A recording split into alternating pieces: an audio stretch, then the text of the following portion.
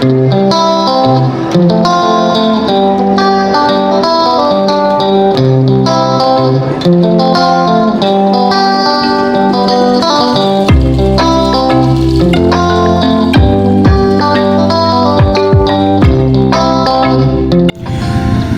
warahmatullahi wabarakatuh. Selamat pagi sedulur. Hari ini tepat capek saya yang berusia 37 hari setelah tanam. Dan kondisinya seperti ini ya. Seperti ya belum adanya perubahan yang signifikan. Ini masih terkait dengan baru pecah cabang. Di pecahan cabang ini ada bunganya 2 ya. Dan ini saya ambil video di sebelah selatan. Kalau biasanya di sebelah utara, kalau memang di sebelah utara itu memang pertumbuhannya lebih subur karena teksturnya memang sudah berbeda. Dan ini yang di sebelah selatan, tapi alhamdulillah menurut saya pertumbuhannya nggak begitu nggak begitu jomplang ya. Dalam artian bisa dikatakan pertumbuhan ini merata ya, rajin. Nah ini baru mulai pecah cabang itu. Ada kutunya itu. Dan yang ini sudah pecah cabang.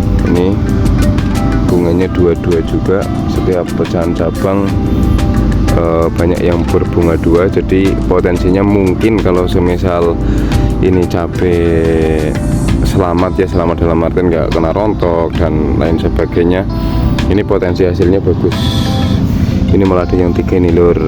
Nah itu nih ya, ini 3, di atasnya 2, atasnya lagi 2, berarti potensi hasilnya kemungkinan ini bisa berbuah lebat gembel seperti itu ya. Ya cuman kita nggak mau jumawa dulu, yang penting kita rawat saja, semoga hasilnya sesuai dengan yang diharapkan ya. Jadi begini sedulur, pada kesempatan kali ini saya biasa melakukan perutinan perawatan cabai ya. Rawat cabai rutin, penyemprotan pestisida dan nutrisi pastinya. Dan pada penyemprotan pestisida itu jangan sembarangan melakukan penyemprotan lur, karena takutnya nanti nggak bekerja secara efektif. Maksud saya seperti ini lur, kalau melakukan penyemprotan itu juga diperhatikan waktunya, jangan asal melakukan penyemprotan. Dan ini saya baru saja selesai melakukan penyemprotan ya. Baru saja selesai melakukan penyemprotan ini sekitar jam 7 atau setengah 8 pagi.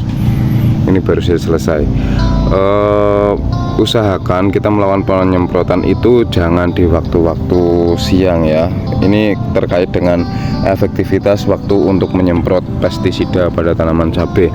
Jangan dilakukan pada waktu siang, karena nanti ketika kamu menyemprot di waktu siang itu selain panas untuk apa yang kita rasakan, juga untuk kemanfaatan pestisida itu kurang efektif, karena pestisida itu akan mudah menguap ketika terkena sinar matahari yang terik seperti itu ya lur. Nah terus seperti ini lur, kadang-kadang ada yang tanya juga, lah bang gimana kalau semisal kita menyemprotnya ketika musim hujan? Kadang-kadang kan pagi hujan, sore hujan, dan adanya waktu itu hanya siang. Ya begini lur, ketika ada pertanyaan seperti itu, dilakukan penyemprotan siang nggak apa-apa. Biasanya kalau musim hujan siang-siang itu panasnya nggak begitu terik, jadi nggak apa-apa ya. Cuman lebih efektif itu ketika diusahakan dilakukan di pagi atau sore hari. Tapi nggak harus saklek ya. Kalau memang sudah waktunya disemprot, terus pagi hujan, sore hujan, dilakukan siang hari nggak apa-apa. Dan kenapa saya anjurkan pagi ataupun sore hari? Itu karena ketika kita melakukan penyemprotan pestisida biasanya kan dicampuri nutrisi ya. Ketika pagi antara jam 6 sampai jam 9 itu stomata lagi terbuka lebar, dan begitu juga untuk sore. Ketika sore itu jam 4 sampai jam 6 sore itu stomata lagi bagus-bagusnya kebukanya, dan pemberian nutrisi itu nanti yang akan diserap oleh stomata. Jadi kalau semisal siang takutnya nanti stomatanya lagi ketutup atau kebukanya itu enggak sempurna, malah mubazir itu pupuk daunnya seperti itu ya lur. untuk efektivitas antara pagi dan sore sebetulnya sama-sama efektif, cuman kalau saya sering melakukannya sore hari, memang sore hari ya. Kebetulan ini hari libur, maka ya saya sekarang melawan di pagi hari gitu ya lur. Oke, seperti apa penyemprotan yang saya lakukan kali ini, langsung saja simak video yang saya berikan. Baik sedulur, untuk penyemprotan yang ke-9 kali ini saya akan menggunakan yang pertama dari insektisida. Saya menggunakan bahan aktif imidacloprid ya, merek dagang Best Vidor.